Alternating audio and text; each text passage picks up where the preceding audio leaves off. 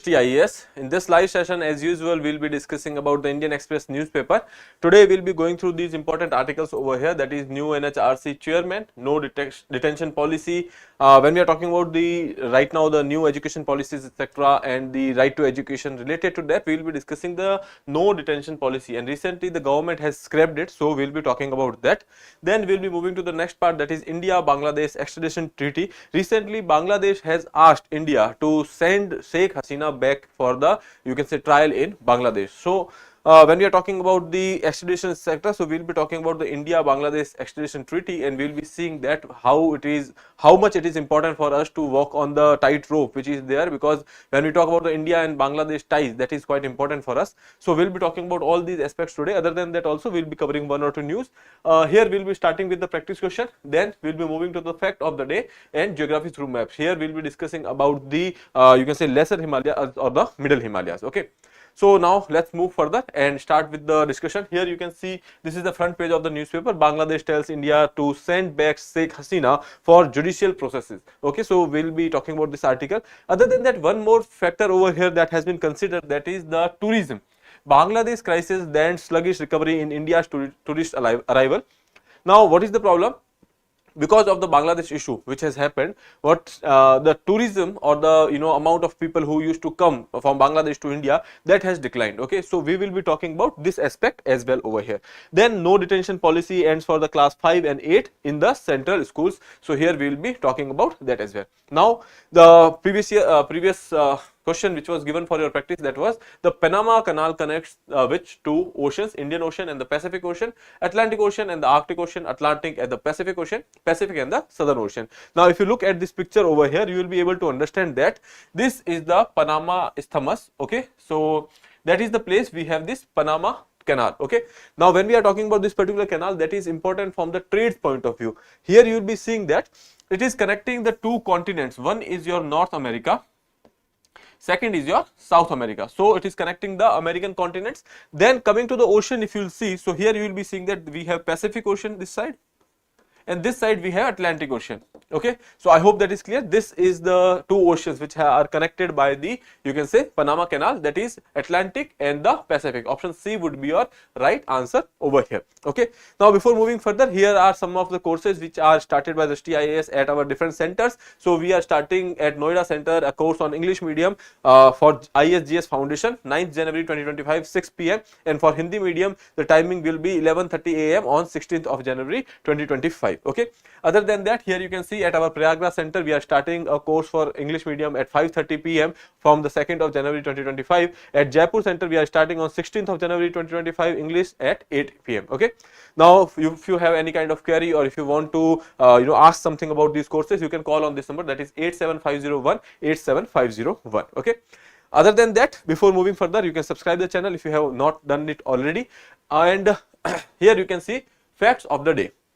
Now green deposit we will be talking about. Now what is green deposit? Recently it was in news. Okay, now these are interest bearing deposits earmarked for funding green projects such as the solar energy, clean transportation and the sustainable water management. Now here you can see these are interest bearing deposits. Okay, so if you are having some money and then you are going for the green deposit, that means that that particular money that will be utilized for a particular you can say a project that is related to the clean energy transitions. Okay, so when we are talking about the renewable energies, when we are talking about anything which is going against the climate change, we are trying to adapt and mitigate with respect to the climate change. So that particular money will be directed towards these projects. So if there is a deposit whose money is being directed towards the green projects such as solar energy, clean transportation and the sustainable water management, etc. So these are called as the greener deposit. Now when we are talking about the green deposit, this has been started in June 2023. Reserve Bank of India introduced a framework for green deposit to promote sustainable investments. Okay, now however banks like SBI has seen limited uptake, such as because the interest rates are not as par with the other deposits. So when we are talking about the rate of returns, that is quite less, and because of which these are not very attractive for the investors. Okay, so here they have seen that there is a limited uptake because the interest rates are not competitive with the regular deposits. India's commitment to the green deposit, India aims to carbon neutrality by 2070 with green finance pivotal role in the transition. Now when we are talking about the transition from the, you can say, conventional source of energy to the renewable source of energies, or you can say going for the greener energy or the clean energy, it is important that we can go for the sustainable projects, okay. And keeping that in mind, we have come up with the idea of green deposit, though it did not play a significant role because obviously the you can say return with respect to the other instruments which are available in the market, they are higher and they are offering less returns, okay. So that is about this green deposit. Now coming to the next one, geography through maps. Here we are talking about the you can say lesser Himalayas or the middle Himalayas. We have already discussed the trans Himalayas, we have discussed the greater Himalayas. Now we will be talking about the lesser or the middle Himalayas. Now after the greater Himalayas like Mount Everest, etc., we have seen Kanchenjunga, these peaks are there, Nanga Parbat to Namcha Barwa, we have a continuous range that is there, okay. And after that you will be seeing that below that or south of that we have these lesser or the middle Himalayas, okay.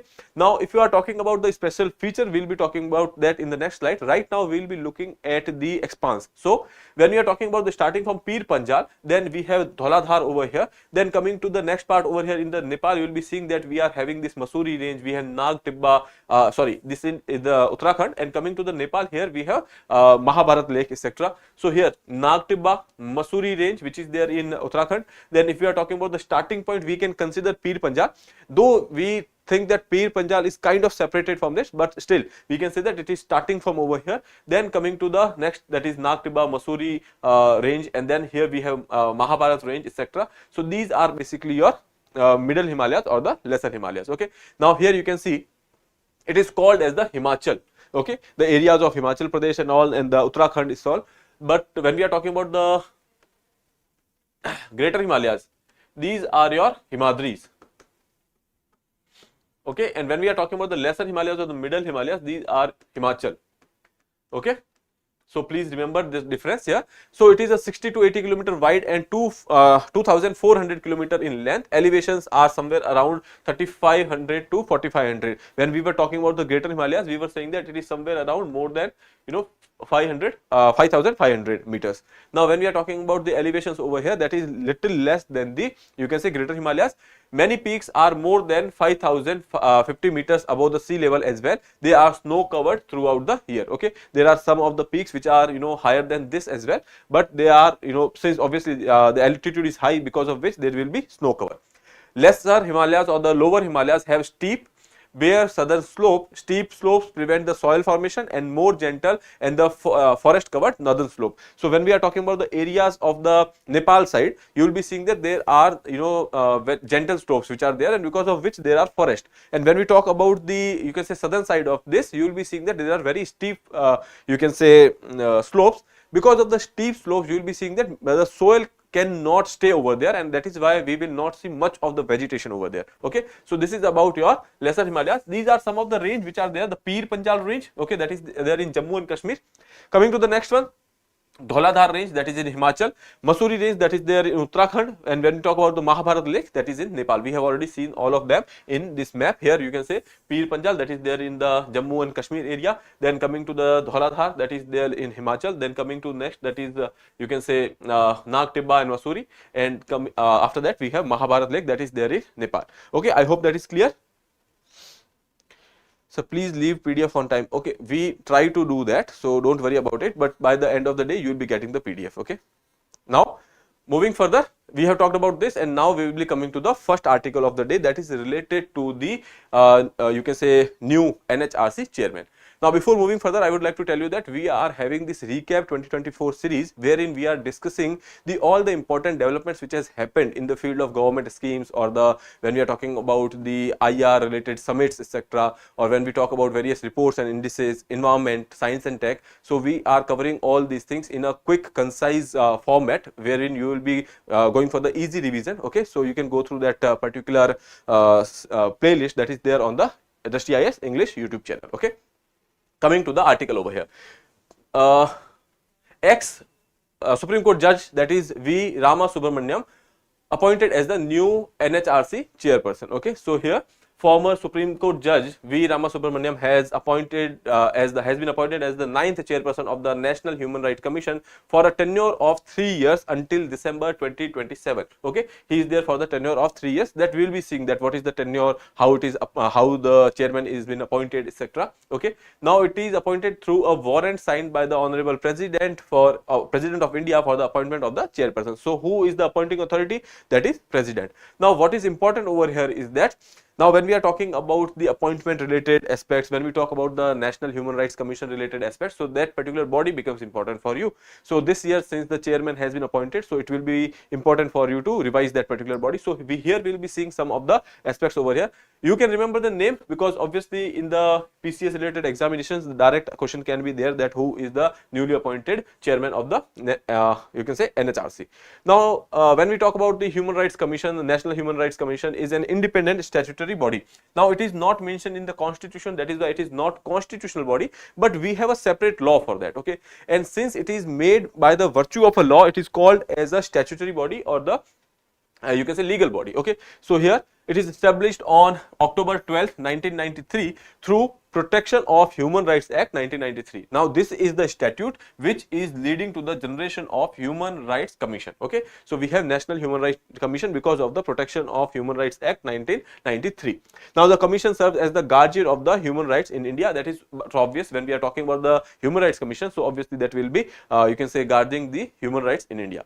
Now when we talk about the composition of the body, here you will be seeing that it is a multi-member body. Okay, it is consisting of chairman and you will be saying that there will be 5 persons. Now again, that word I used chairman, that can be, you can say, wrong. When we are talking about the gender neutrality, we will be referring to the word as chairperson. Okay, I'm sorry for that. So chairperson and 5 members will be there. Okay, now there are 5 members which are there. Other than that also there are some of the you can say ex officio members which are also there. Okay, so we will be talking about that. So here it is a multi-member body having a chairperson and the 5 members. The composition is as follows. First is the chairperson. Okay, that should be either a retired Chief Justice of India or a judge of a Supreme Court. Okay, either he should be a retired Chief Justice or a judge of the Supreme Court in the okay when we are talking about here, you will be seeing that that person is basically retired.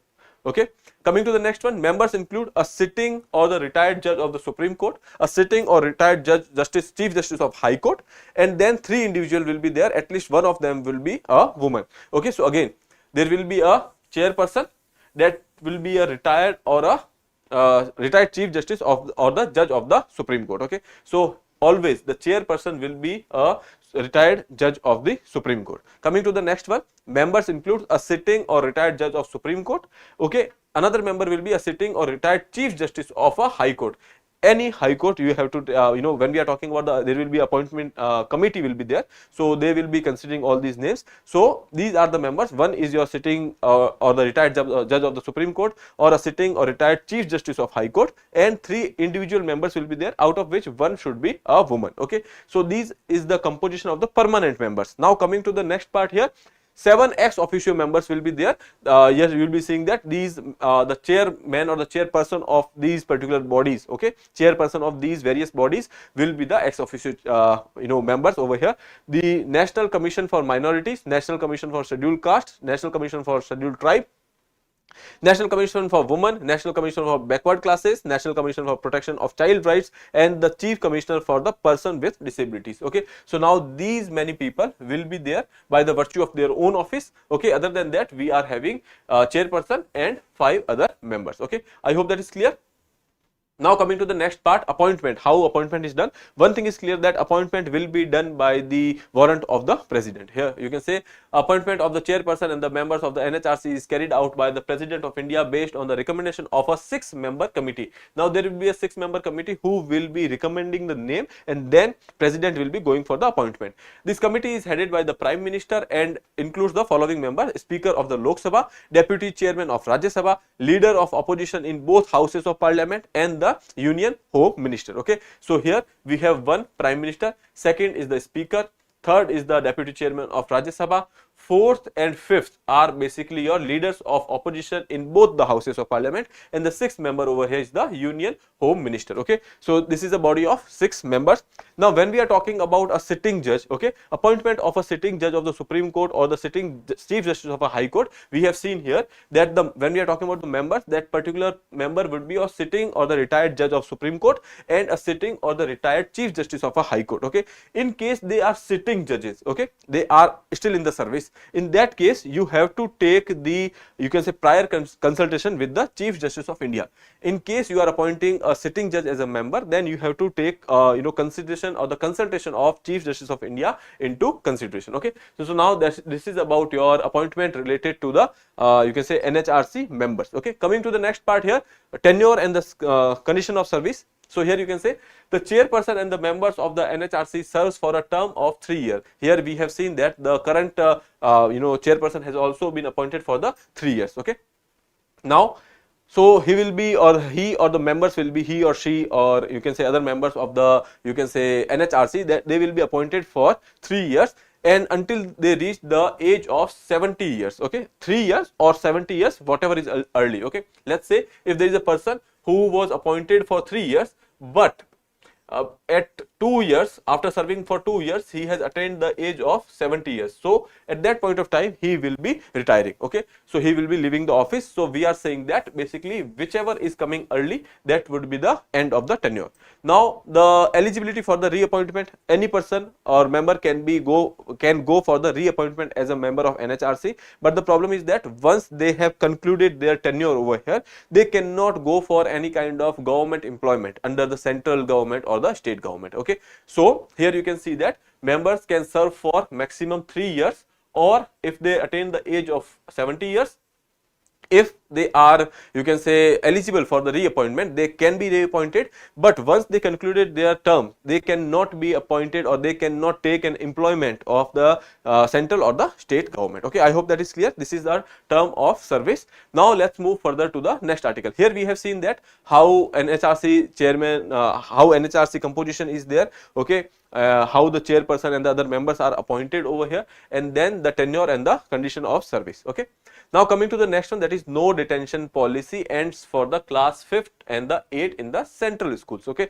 specifically at the central school they are talking about, because when we talk about one amendment which has happened in the, you can say, with respect to the no detention policy, and it allowed that the union territories and state can make their own rule with respect to that. Okay, now let's see over here, the center scrapped the no detention policy in school governed by it, including the Kendriya Vidyalaya, Jawahar Navodaya Vidyalaya, Sainik school which are under the Ministry of Defence, Eklavya model residential schools which are under the Ministry of Tribal Affairs. So please remember these, Sainik schools are under the Ministry of Defence, and when we talk about the Eklavya model schools, these are under the Ministry of Tribal Affairs. Okay, other than that, the central schools like the Kendriya Vidyalaya or the Jawahar Navodaya Vidyalaya, etc., in these, for the class 5th and for the class 8th, they have actually scrapped the, you can say, no detention policy. No detention policy means that you cannot detain a person in a particular class. Let's say there is a person, there is a child which is having, you can say, some issue clearing the 5th class. Now because of the no detention policy,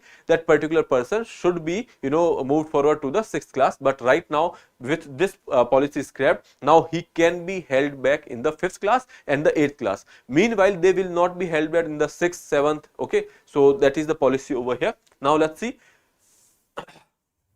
It came 5 years after the Right to Education Act 2009, which was amended in 2019, a clause that allowed appropriate government to decide on holding back the children in the class 5th and 8th. Okay, so here they have actually allowed the state governments and the union territory to have you can say this no detention policy or not. That is on their own choice will be there. Okay, many of them has scrapped this particular policy. Now here they have amended the right of children to free and compulsory education 2010. Now when we are talking about the right to education, you will be telling me in the comment box that when right to education was made a fundamental right. Okay, and then after that in 2010 there was this rules which has been notified. Okay, so recently they have amended the right to children, right of children to have a free and compulsory education rules to insert a section on detaining students in class 5th and 8th, barring these two class students in remaining classes up to 8 cannot be detained. Okay, so basically they are saying that in 7th or you can say 6th they will not be detained, but they can be detained in the class 5th and the 8th. Okay, now what will happen is that if a person has been detained in the examination, okay, now final examinations are there. Okay, let's say in January these examination has concluded on the 31st of January. Okay, and that particular person or that particular kid has failed, or he has not fulfilled the area to be taken forward with the next class. Okay, now at that point of time he will be given 2 months of period. Okay, 2 months time he will be given, and the teachers there will be helping him to basically you can say successfully clear the benchmark. Okay, now if he is not doing that after the 2 months as well, then he will be detained. Okay, so there will be a buffer period of 2 months that will be given over here. So here you can see, if a class 5th or the 8th student does not fulfill the promotion criteria in the regular examination at the end of the academic year, he or she shall be given additional instruction and the opportunity for re-examination within a period of 2 months after the results are declared. If the student still does not fulfill the promotional criteria after the re-exam, then he shall be held back. Okay, so that is the no detention policy. Now if you all these things are written over here, let's see. The center has scrapped the no detention policy for class 5th and 8th in central schools. Impacts the schools including the Kendriya Vidyalaya, Jawahar Navodaya Vidyalaya, Sainik School and the Eklavya model schools. Amended the right of children to free and compulsory education Act 2010. Okay, now coming to the next part over here. Reason behind scrapping. Now why they have gone for the scrapping? Because the quality of education was declining. When you are not detaining the person and you are passing all these person, so what is happening is that they are being irresponsible or not accountable, and because of which there are high chances that even teachers might not feel obligated to you can say give the the right kind of instructions in the class, and because of which the quality of education has deteriorated. Here you can see the policy led to the declining educational outcome and the accountability in the elementary education, emphasizing accountability and the improving learning outcomes. To emphasize, now to make sure that we are having the accountability and to make sure that we are having better results, they have scrapped this particular policy. Now if you are talking about the policy change, so here you can see, if a student of class 5th or the 8th fails to meet the promotional criteria, they will be detained but given an opportunity for the re-examination within 2 months. If the student fails again, then that can be retained in that particular class. Exam will now follow a competency based model aimed at holistic child development. Now we are talking about the competency based model, and now we are not going for the rote learning. Okay, so emphasis will be placed on the understanding and the application of rather than just rote memorization. Schools are required to maintain a list of detainees so that they can focus more on them, or they can trace their you can say achievements, or you can say their progress. Okay, sorry, achievement would not be the right word, but you can say they can trace their progresses. Okay, so this is about the reason behind scrapping the policy over here. Now there are some of the you can say special instructions plan are mandatory for detaining students to bridge the learning gap. If there is a person who has not been able to clear the examination, then there should be a plan to make sure that whatever gap is there, whatever void is there, because of which he is not able to you can say clear the examination, so special instruction can be given to that particular child. Okay, the no detention policy introduced in 2010 under the RTE Act aimed to reduce the dropout rates and ensure universal education. Why we have come up with this particular idea of no detention policy? Because initially we thought that there is this you can say people who are getting enrolled but they are dropping out. Okay, to make sure that these people are not dropping out because of the negative results, we have come up with the no detention policy, but we have seen that that is having a negative impact on the quality of the education, and that is why we have scrapped it. Now amendments in 2019 allowed the state and the union territories to decide whether to continue with the policy or not. The policy led to declining education outcome and the accountability in the elementary education. And when we are talking about the future framework, we have the National Curriculum Framework for the School Education launched in 2023, aimed to adopt a holistic view of the education. After the new education policy, we have come up with the National Curriculum Framework for the School Education. The framework emphasizing on the child development and preparation for the future educational reforms. Okay, so that is deriving its origin from the new education policy. Now this is about the detention policy. We have seen the impacts, why it was started, why it was being scrapped. Okay, now coming to the next part, that is Dhaka sends note verbal seeking extradition for the Bangladesh former Prime Minister, that is Sheikh Hasina. Now what happened in that, nearly 4 to 5 months back, there was some kind of chaos which was there in Bangladesh, and because of which the former you can say Prime Minister, that is Sheikh Hasina, she has to flee the Bangladesh and she has taken asylum or the refuge in India. Now after, you can say, there are after she left, there are various allegations which has been put on her, various charges has been framed, and including murder, etc., that was there. Okay, now Bangladesh wants to try you can say Sheikh Hasina in Bangladesh, and since she is in India, so they are invoking the extradition treaty. They want that India should you can say surrender her to the Bangladesh. Okay, now here you can see Bangladesh tells India to send back Sheikh Hasina for the judicial processes. That means that they want to hold a trial. Okay, now we have a extradition treaty, that whenever we are having a extradition treaty with a particular country, then we have this arrangement, then the fugitives, okay, the fugitives of one country will be, you can say, transferred to the country which they are belonging to. Let's say there was some kind of condition which was created, and some of the people who has done some criminal activities in Bangladesh, and they have come to India. Now we have a treaty. Indian government has actually held them, or you can say they were in the custody of Indian government, and then Bangladesh said that these persons are there who has committed a crime, and now we have a extradition treaty, you have to send them back so that we can try them as per our laws in Bangladesh. Now since we are having this treaty, there are some of the, you can say, sections of the provisions which are there, and on the basis of which we have to send these particular people back to the Bangladesh. Now this time that person is Sheikh Hasina. She was the former prime minister. Okay, now let's see.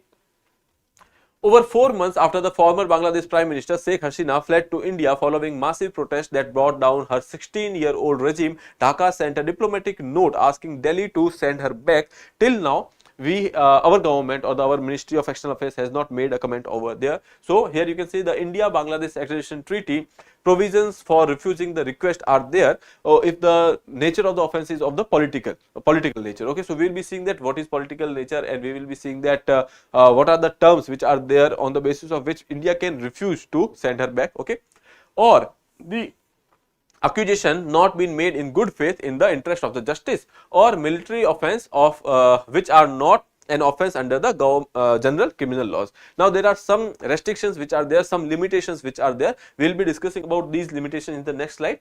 Other than that, here you can say Bangladesh crisis dent sluggish recovery in the India's tourism arrival. So we will be talking about that further. Okay. Now coming to this, you can say treaty over here. India and Bangladesh has a treaty. India and Bangladesh signed the extradition treaty in 2013 for the transferring fugitive operative from each other's territories. Okay. Now let's see, there is some kind of insurgency activities which are there on the border, and these insurgent actors are basically moving to Bangladesh whenever our government try to you can say do some kind of operation over them. Now because of which they are going into Bangladesh. Okay, and Bangladesh government find out that these people are over here, and if they take them into custody, because of this extradition treaty, they will send them back to India. They will be handing over them to the Indian government. Okay, so that was the aim of the treaty, that if there is a fugitive, that should not be go untrialed. Okay, coming to the next one here, amendment in 2016, Article 10 Clause 3 of the treaty was amended to expedite the extradition process, or you can say to make it little more fast. An arrest warrant from the requesting country's court is now sufficient to initiate the extradition. Earlier you have to come up with the evidence as well. Okay, you have to form the, you can say put forward the evidence that this person has committed this particular crime, and that is why you have to extradite now. After this amendment, there was this one simple framework which was added, that even if there is a, you can say, arrest warrant against that particular person from the requesting country's court, then that particular person can be extradited. Okay, now grounds for the refusal. Now there are some of the grounds, that if the accusation are not made in good faith. Okay, now accusations are for the malign intent, or they are not made in good faith, or they are not for the justice. Okay, so this is one ground. Second is military offences, or those not covered under the general criminal laws. Okay, so they are saying that if there are military offences, in that case also they will not be sending back the fugitive over here. Okay, so these are the two grounds for the refusal. Now when we are talking about the current case of the Sheikh Hasina, you will be seeing that most of the charges are of nature which are, we can say that they are not made in good faith. Okay, they can be political in nature as well. Okay, so considering that, they have said there are high chances that India might go for not sending her back, because obviously India and Bangladesh has ties, and the dynamics is right now complex in nature. Okay, so we'll be seeing that what Indian government does over here. Now, political offences to charge not in good faith, extradition treaty leaves space for refusal. Now, in this article they have said that what is the space where we can refuse for the extradition. So let's see, India and Bangladesh signed an extradition treaty in 2013. The context of the several Indian and the Bangladeshi fugitive hiding and operating out of each other's territory. Mere existence of the treaty does not mean that the New Delhi has to hand over Sheikh Hasina to Dhaka. Now, mere existence does not mean that we have to send her back, because there are some, you can say, provisions which can be utilized so that we can make sure that she is safe in India. Okay. Now, according to the treaty, extradition may be refused if the offence is of political nature. Okay. If the offence is of the political nature, that means that there are high chances that the accusations are not made in good faith. Okay. So here you will be seeing that if the accusation is of the political nature, although the list of offences which cannot be deemed political is rather long. Now, there are various offences which are written over there, and they are saying that these offences cannot be considered as the political offences. Okay. Now, other than that also, we have another loophole that is there, that if the you can say accusations are not made in the good faith. Okay. So that is also one thing. Some of the offences under which Sheikh Hasina has been booked, that is including murder, forced disappearances, torture, etc., are excluded from the definition of the political crimes in Bangladesh. Now, the treaty was amended in 2016 to simplify the hasten or the, you can say, making the process kind of fast. Amendment to the Article 10 clause 3 of the treaty did away with the requirement of the country seeking extradition to provide evidences of the offence committed. Okay. So earlier you need to produce the evidence as well. Now you just have to need a you can say arrest warrant from the court. Okay. Now only arrest warrant is issued by the competent court of the country is required to process the extradition. Now, there are multiple such warrants which are there against the Sheikh Hasina. The ground for the refusal of the extradition request, Article 8 lists multiple grounds for the refusal. Now, here you can see in the Article 8 of the treaty there are multiple grounds. One, we have seen that political offences.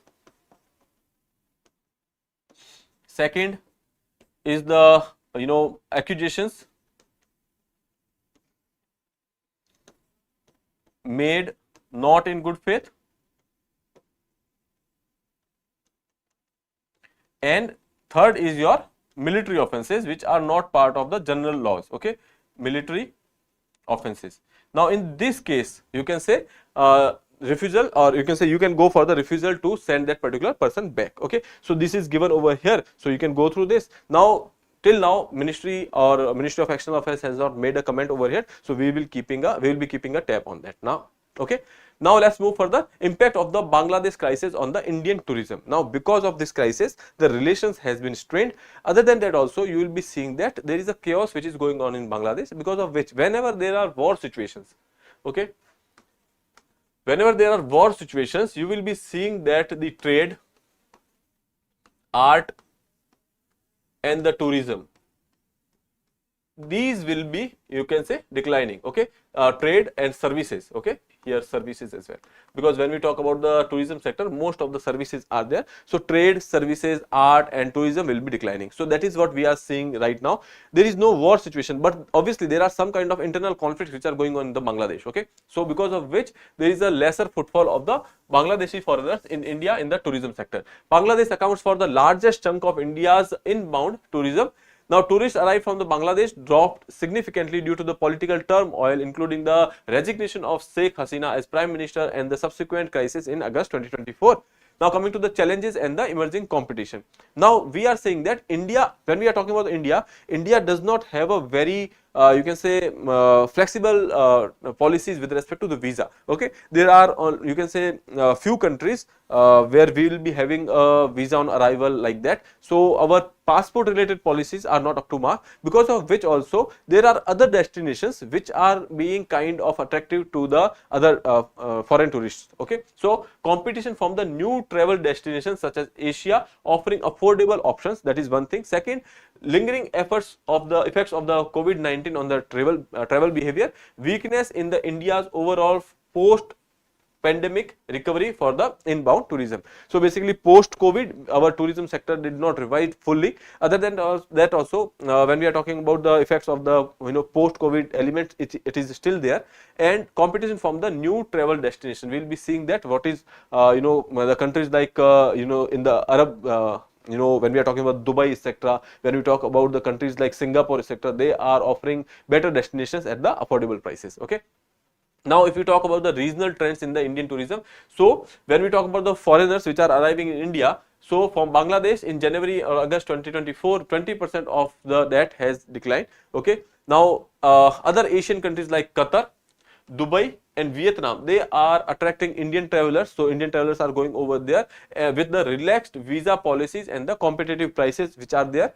Other than that, countries like Azerbaijan, Georgia, Kazakhstan are emerging as the alternative for the travelers due to the better value for money. So mostly people are diverted to these countries. Okay. Economic and the policy implications. The recent trends highlights the need to diversify the India's inbound tourism sector. Okay.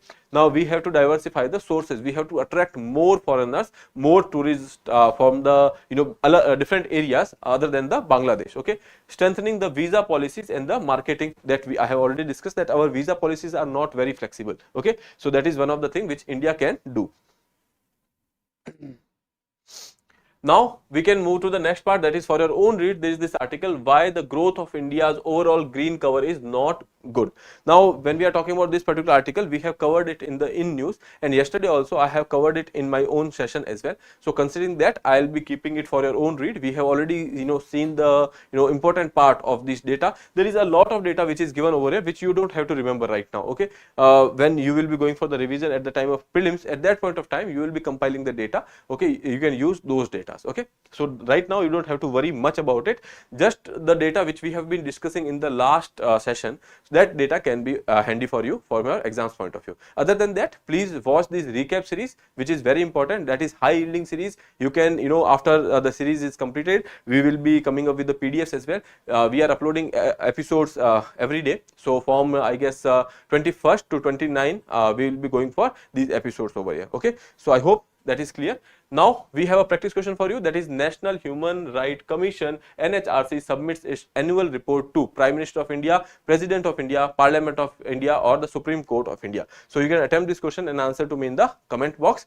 With that, I would like to take your leave. If you have not subscribed the channel, please subscribe it and please answer this question in the comment box. Have a nice day. Thank you.